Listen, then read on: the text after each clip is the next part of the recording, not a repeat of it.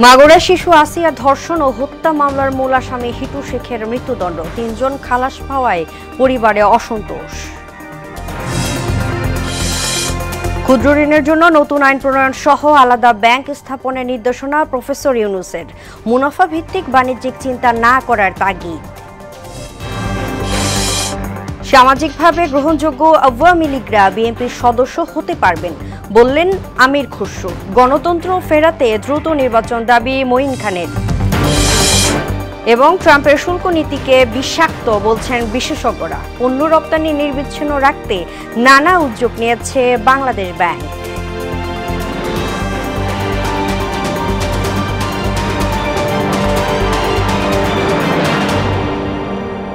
আসসালামু আলাইকুম, সবাইকে মোহনা সংবাদে স্বাগত। শুনছিলেন শিরোনাম, সঙ্গে আছি আমি তাজরিন নাহার মুক্তি।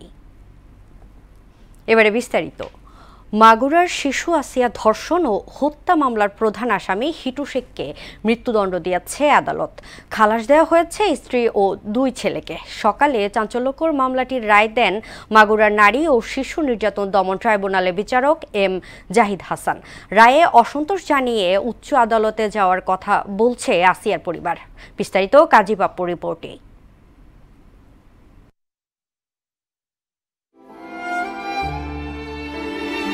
বোনের বাড়িতে বেড়াতে গিয়ে ধর্ষণের শিকার হন 8 বছরের শিশু আসিয়া। মাগুরায় গেল 6 মার্চের ঘটনা এটি। এরপর প্রতিবাদ বিক্ষোভে ফেটে পড়ে মাগুরা সহ সারা দেশের মানুষ। মাগুরা, ফরিদপুর এবং ঢাকার সম্মিলিত সামরিক হাসপাতালে চিকিৎসার পরও বাঁচানো যায়নি আসিয়াকে। 7 দিনের মাথায় মারা যায় শিশুটি। বোনের শ্বশুর হিটু শেখ, তার 2 ছেলে সজীব শেখ ও রাতুল শেখ এবং তাদের মা রোকেয়া বেগমকে আসামি করে সদর থানায় মামলা করেন আসিয়ার মা আয়েশা আক্তার।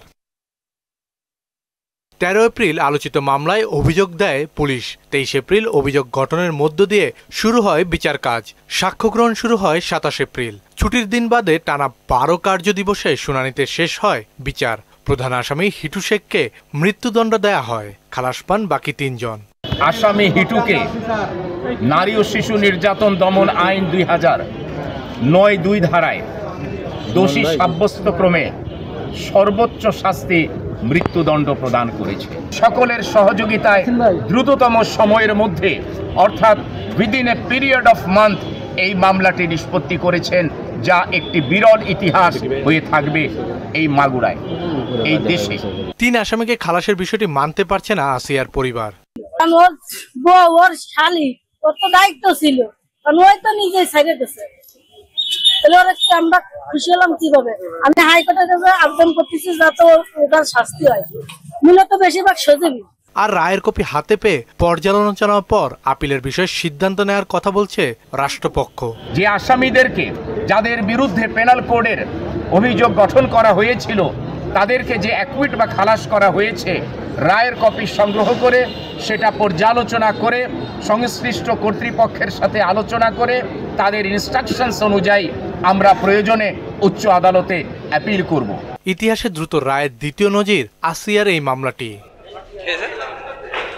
কাজী পাপ্পু, মোহনা সংবাদ।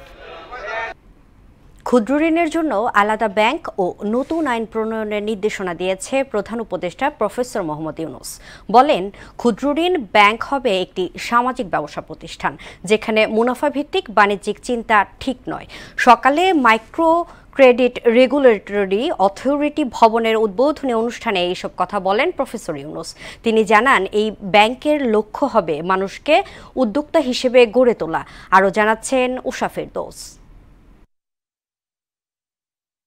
মাইক্রো ক্রেডিট বা ক্ষুদ্র ঋণ হচ্ছে এমন এক প্রক্রিয়া যেখানে ঋণের আকার ছোট এবং বিনা জামানতে ঋণ সেবার সুযোগ মিলবে। কার্যক্রমের স্বচ্ছতা এবং জবাবদিহিতা নিশ্চিতে গঠন করা হয় মাইক্রো ক্রেডিট রেগুলেটরি অথরিটি। এই কর্তৃপক্ষের জন্য আগারগাঁওয়ে নির্মিত ভবনের উদ্বোধন করেন প্রধান উপদেষ্টা প্রফেসর মোহাম্মদ ইউনূস। এ নিয়ে এক আলোচনায় তিনি বলেন, মাইক্রো ক্রেডিট নিয়ে ভিন্নভাবে চিন্তা করতে হবে। সেক্ষেত্রে নতুন ব্যাংক এবং আলাদা আইন দরকার, যা মাইক্রো ক্রেডিট রেগুলেটরি অথরিটি করতে পারে। যারা পৃথকভাবে করেছে তারা বাংলাদেশ ব্যাংকের অনেক লোক ছিল, কিন্তু তারা জিনিসটা বোঝার চেষ্টা করেছে এবং সেই বোঝার প্রতি সম্মান করে তারা সেই নিয়ম কানুনগুলো করেছে। তারা যদি বাংলাদেশ ব্যাংকের অন্যান্য ব্যাংকের যে রেগুলেটরি নিয়মকানুন এগুলো এটার উপরে যদি স্থাপন করতো তাহলে মাইক্রো ক্রেডিট সেদিনই শেষ হয়ে যেত, ওরা আর খুঁজে পাওয়া যেত না। নতুন ব্যাংক গঠনের পর সেখানে সামাজিক বাণিজ্যের বাইরে কিছুই করা ঠিক হবে না বলে জানান প্রধান উপদেষ্টা। জামানতওয়ালা ব্যাংক যারা প্রকৃত ব্যাংক বিচার করতো বলতো, তারা আজকে হাওয়া, তারা কেউ নেই, তারা টাকা নিয়ে লোপাট, ব্যাংক শেষ। আর মাইক্রো ক্রেডিট পরিসংখ্যান আপনারা দেখতেছেন, পয়সা কেউ মারে নাই, কেউ পালিয়ে যায় নাই। তিনি বলেন এই ব্যাংকের লক্ষ্য হবে মানুষকে উদ্যোক্তা হিসেবে গড়ে তোলা, এতে বেকারত্ব কমবে, মানুষ চাকরি খুঁজবে না। যেটাকে আমরা খুব হালকাভাবে পৃথকভাবে বলছি সেটাই কিন্তু ভবিষ্যৎ, সেটাই প্রকৃত ব্যাংকিং, সেটাই হবে আগামী দিনের ব্যাংকিং, যেটাতে মানুষ নিজের পরিচয়ে কাজ করবে, নিজের বিশ্বাসের উপরে ব্যাংকিং চলবে। তরুণরা যাতে বিনিয়োগের সুযোগ পায় এমন অবকাঠামো তৈরিতে সংশ্লিষ্টদের নির্দেশনাও দেন প্রফেসর মোহাম্মদ ইউনূস। চাকরি চাইবে না, নিজে উদ্যোক্তা হবে।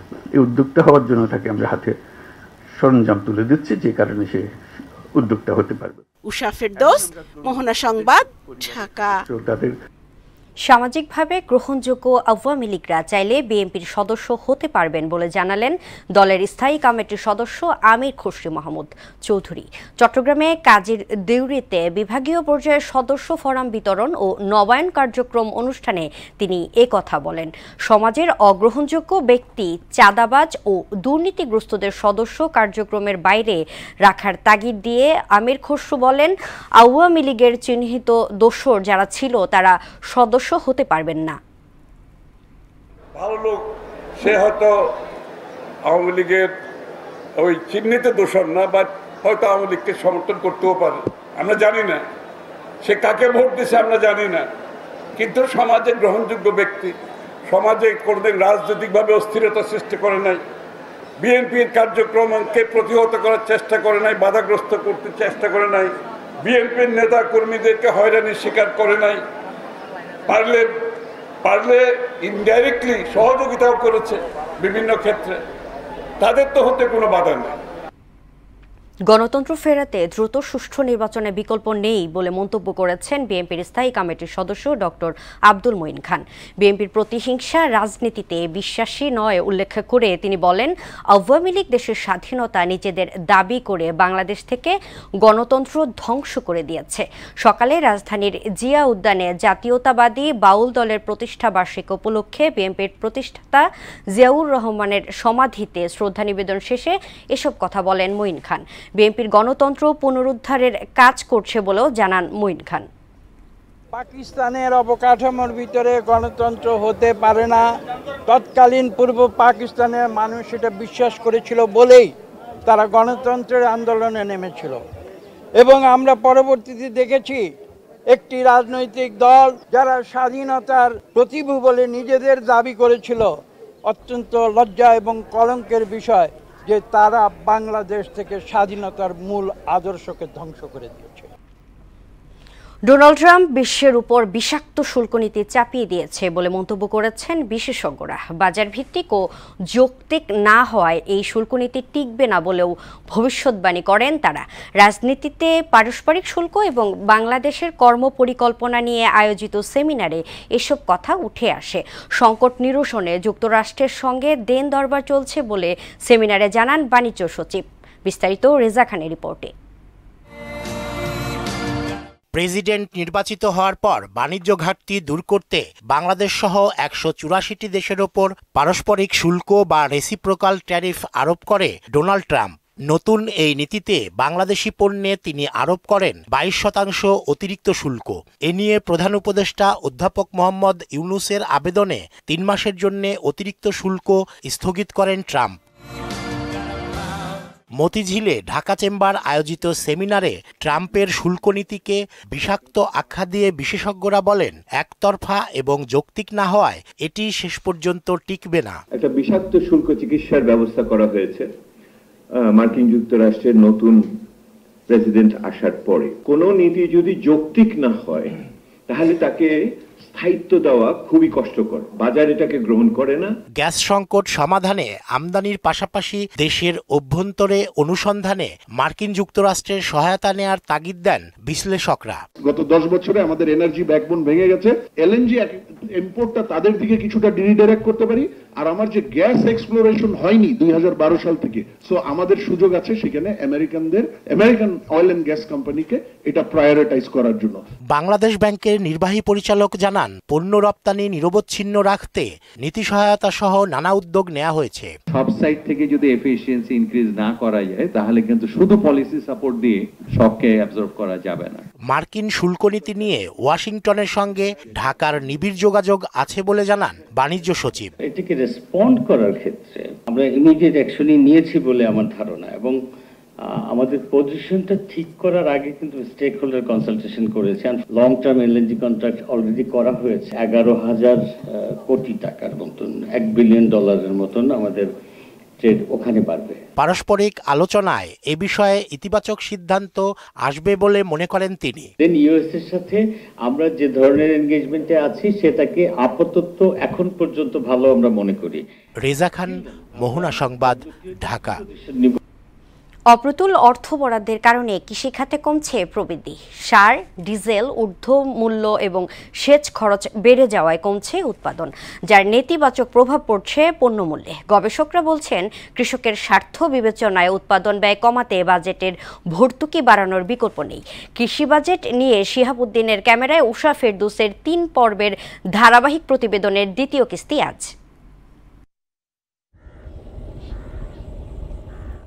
কৃষি প্রধান দেশের অর্থনীতির অন্যতম প্রাণশক্তি কৃষি ও কৃষক। অভ্যন্তরীণ উৎপাদনে এ খাতের অবদান 12.2%, অথচ গত কয়েক বছরের পরিসংখ্যান বলছে কৃষি খাতের প্রবৃদ্ধি কমতে কমতে বর্তমানে নেমেছে 2.6%।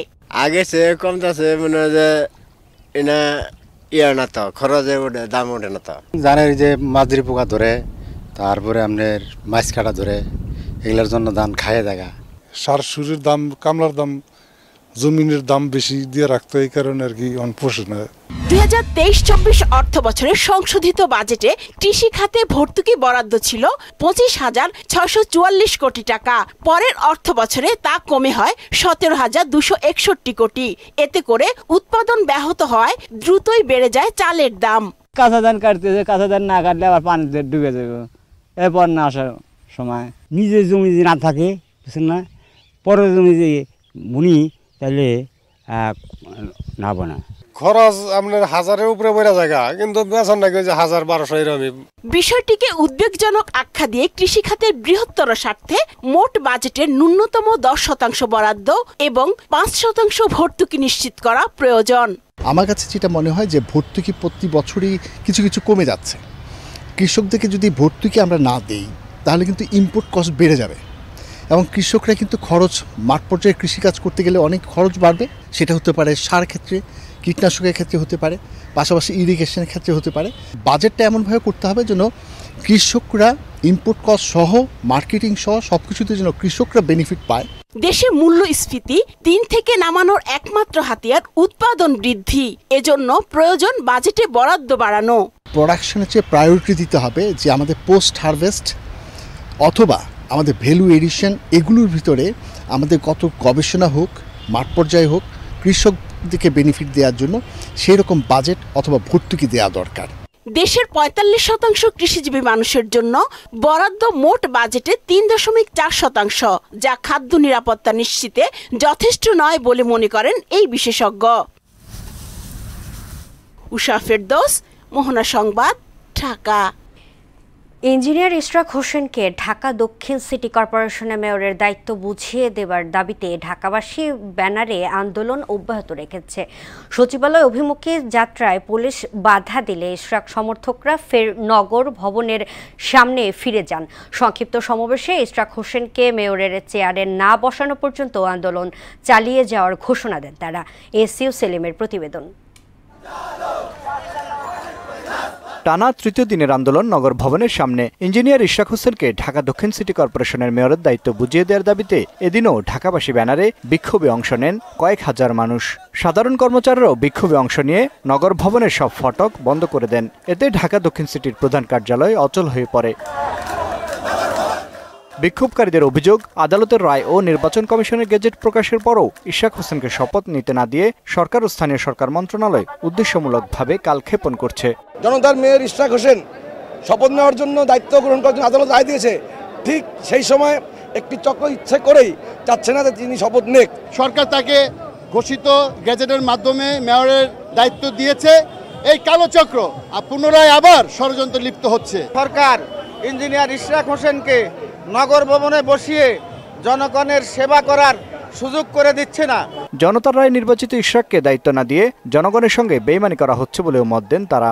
মেয়র হিসাবে শপথ গ্রহণ করার আনুষ্ঠানিক ঘোষণা না দেওয়া হবে। আমরা রাজপথে ছিলাম এবং রাজপথে আছি, রাজপথে থাকব। জনতার মেয়র হিসেবে তাকে তার যোগ্যতার আসনে বসিয়ে দেন। ঢাকা সিটির হাজারো হাজার লাখ লাখ মানুষ উপকৃত হবে। পরে নগর ভবনের সামনে থেকে পদযাত্রা শুরু হয়। মিছিলটি গুলিস্তান মাজার, 0 পয়েন্ট, পল্টন হয়ে প্রেস ক্লাবের সামনে দিয়ে সচিবালয়ের দিকে অগ্রসর হলে পুলিশ বাধা দেয়। বাধা পেয়ে মিছিলটি ফের নগর ভবনের সামনে ফিরে যায়। ইউ সেলিম, মোহনা সংবাদ, ঢাকা। সন্ত্রাস, চাঁদাবাজ, দুর্নীতির বিরুদ্ধে সংগ্রাম চলবে বলে জানালেন জামাতে ইসলামী ঢাকা মহানগর দক্ষিণের আমির নুরুল ইসলাম বুলবুল। তৃষ্ণার্ত মানুষের মাঝে সপ্তাহব্যাপী পানি বিতরণ কার্যক্রম উদ্বোধন অনুষ্ঠানে তিনি আরও বলেন, গরমের সবচেয়ে বেশি কষ্ট হচ্ছে কৃষক, শ্রমিক, দিনমজুর ও পথচারীদের। তাদের একটু স্বস্তি দিতেই এই পানি বিতরণ কার্যক্রম। বিভেদের রাজনীতি পরিহার করে সবাইকে ঐক্যবদ্ধ থাকার আহ্বান জানান নুরুল ইসলাম বুলবুল। আমাদের বিরুদ্ধে চক্রান্ত এবং ষড়যন্ত্র যতই করা হোক না কেন, জনগণের অন্তর থেকে, জনগণের ভালোবাসা থেকে জামাত ইসলামী বাংলাদেশকে আলাদা করা যাবে না। ভাইয়ের আমার, আমাদের বিরুদ্ধে চক্রান্ত ষড়যন্ত্র যাই করা হোক না কেন, আমরা মানুষের প্রয়োজনে, আমরা দেশের প্রয়োজনে, 18 কোটি মানুষের মুক্তির জন্য, দুর্নীতি মুক্ত, সন্ত্রাস মুক্ত, চাঁদাবাজ মুক্ত মানবিক বাংলাদেশ প্রতিষ্ঠার জন্য আমরা জনগণকে সাথে নিয়ে জনগণের পাশে থাকবো ইনশাআল্লাহ। প্রজন্ম থেকে প্রজন্মকে জানাতে জুলাই গণ অভ্যুত্থানের স্মৃতি ধরে রাখার বিকল্প নেই বলে মনে করেন তথ্য ও সম্প্রচার সচিব মাহবুবা ফারজানা। দুপুরে আগারগাঁওয়ের ফিল্ম আর্কাইভের 47তম প্রতিষ্ঠাবার্ষিকী আয়োজনে এমন মন্তব্য করেন তিনি। বাংলা চলচ্চিত্রকে সমৃদ্ধ করতে নানা উদ্যোগ নেয়ার কথা বলেন ফিল্ম আর্কাইভের মহাপরিচালক মনিরুল ইসলামের প্রতিবেদন।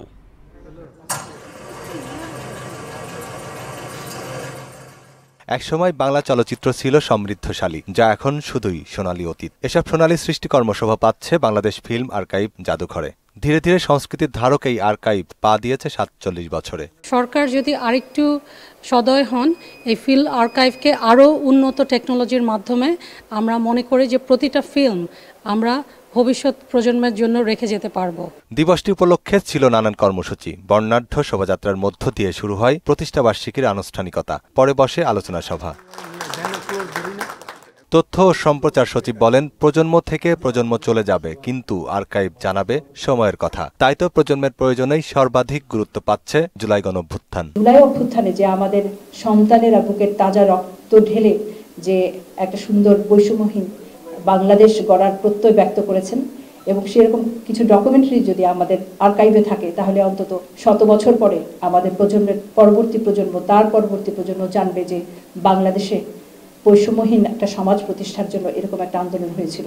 অভ্যুত্থানের ত্যাগ আর চেতনা নিয়ে বেশি বেশি চলচ্চিত্র নির্মাণের তাগিদও দিয়েছেন তথ্য মন্ত্রণালয়ের এই শীর্ষকর্তা। যারা অভ্যুত্থানটা এগিয়ে নিয়ে গেছেন, যারা পঙ্গু হয়েছেন, তাদের বিশাল একটা অবদান রয়েছে। মনিরুল ইসলাম, মোহনা সংবাদ, ঢাকা। এবারে আন্তর্জাতিক প্রসঙ্গ। ইসরায়েলি হামলায় গাজায় ২৪ ঘণ্টায় আরও শতাধিক ফিলিস্তিনি নিহত হয়েছে। গত 18 মাস ধরে চলা এই তাণ্ডবে ৫৩,১০০ ছাড়িয়েছে প্রাণহানি। এদিকে তুরস্কের প্রত্যাশিত যুদ্ধবিরতিতে সম্মত না হলেও ১,০০০ করে যুদ্ধবন্দী বিনিময়ে একমত হয়েছে রাশিয়া ইউক্রেন। অন্যদিকে আমিরাতের সঙ্গে $২০,০০০ কোটি চুক্তি স্বাক্ষর করেছেন মার্কিন প্রেসিডেন্ট ডোনাল্ড ট্রাম্প।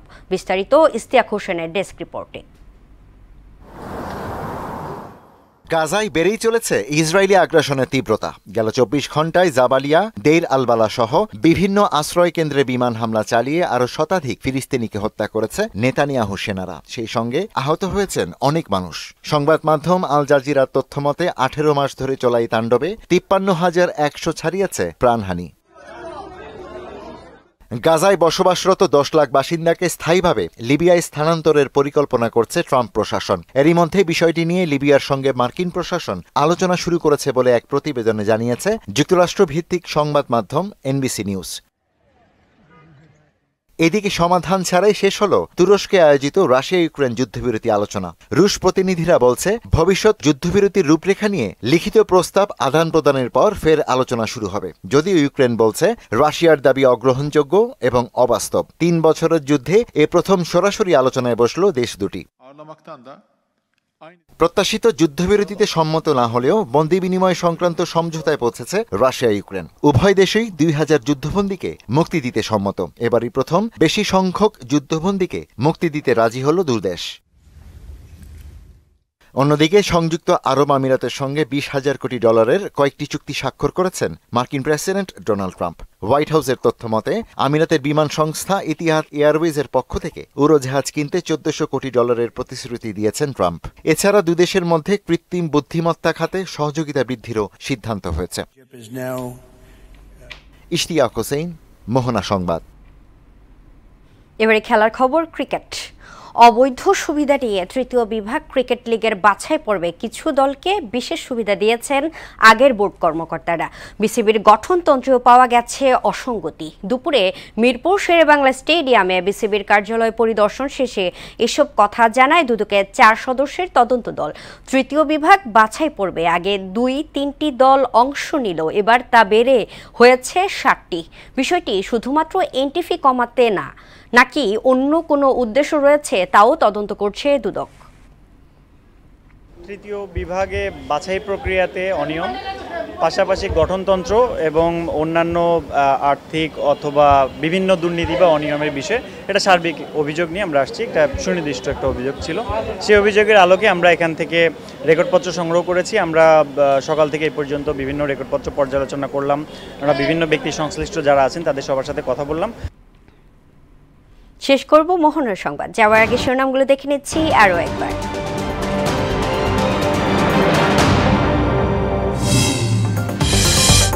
মাগুরার শিশু আসিয়া ধর্ষণ ও হত্যা মামলার মূল আসামি হিটু শেখের মৃত্যুদণ্ড। ৩ জন খালাস পাওয়ায় পরিবারের অসন্তোষ। ক্ষুদ্র ঋণের জন্য নতুন আইন প্রণয়ন সহ আলাদা ব্যাংক স্থাপনের নির্দেশনা প্রফেসর ইউনূসের। মুনাফা ভিত্তিক বাণিজ্যিক চিন্তা না করার তাগিদ।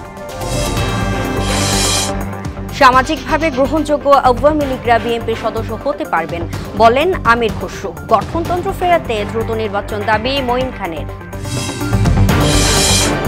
এবং ট্রাম্পের শুল্ক নীতিকে বিষাক্ত বলছেন বিশেষজ্ঞরা। পণ্য রপ্তানি নির্বিচ্ছিন্ন রাখতে নানা উদ্যোগ নিয়েছে বাংলাদেশ ব্যাংক। এই ছিল মোহনার সংবাদে। পরবর্তী সংবাদ রাত ৯টায়। এর আগে সংবাদ এক নজরে দেখবেন সন্ধ্যা ৭টায়। মোহনার সবশেষ খবর জানতে ভিজিট করুন www.mohana.tv।